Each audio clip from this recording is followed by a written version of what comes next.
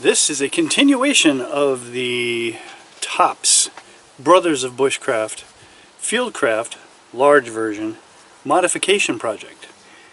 Now let's just get something out of the way right at the beginning, because I've gotten a couple of comments that there's really no such thing as Scandivex, man. It's a made-up word.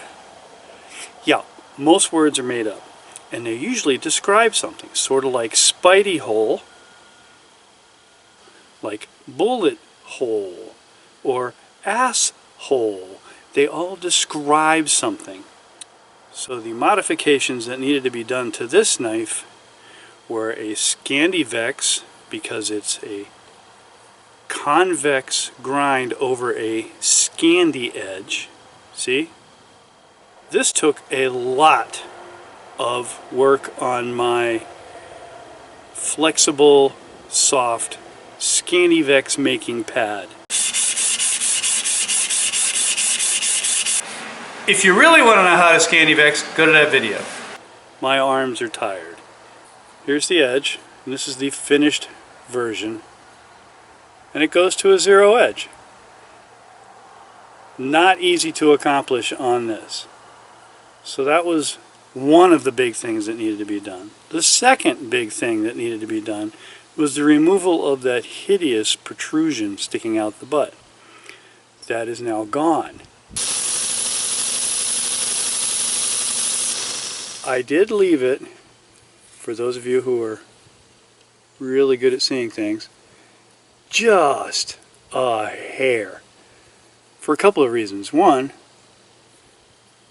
if you look at it, the micarta protrudes further than the liner, and I didn't want to grind away stuff. That's aesthetically, that's reason number one. And reason number two is, if you did want a baton, I don't know, it gives you a little something to pound against. But I'll tell you what, for chopping, that is much nicer. I can really feel the weight having shifted towards the blade side, and I don't have that piece of steel sticking out the back. And if you recall, it actually, I'll try and get a captured image or something. I think when I remove this, that's a lot of steel, it's going to throw the weight forward a little bit. It's going to make a better chopper and might even be more comfortable. That's just something to stab into the back of your hand. An unnecessary embellishment on a knife. This knife and the Tanimboka and the 3.5 so far are the only real, what I would call, classic usable knives that Tops makes. The other two improvements that I made on this knife was to remove the point that used to come to. Is this pointy thing may find itself really rounded out, and I actually polished it down, so now it's a nice usable finger guard, but nothing painful.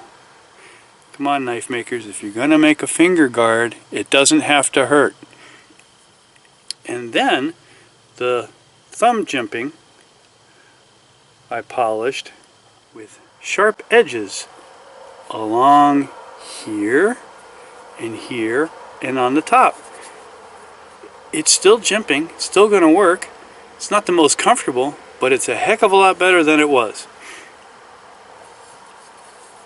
And those are the mods. So the balance of this knife is better, the aesthetics I think are better, and the comfort level and usability are better. There are some manufacturers who like to just make way out designs and find it hard to just do a straightforward, let's just make a really good usable knife that doesn't require a hell of a lot of modification to make it a superb knife. Because now I'm leaning towards, this is a superb knife. I'm really looking forward to putting this one through its paces.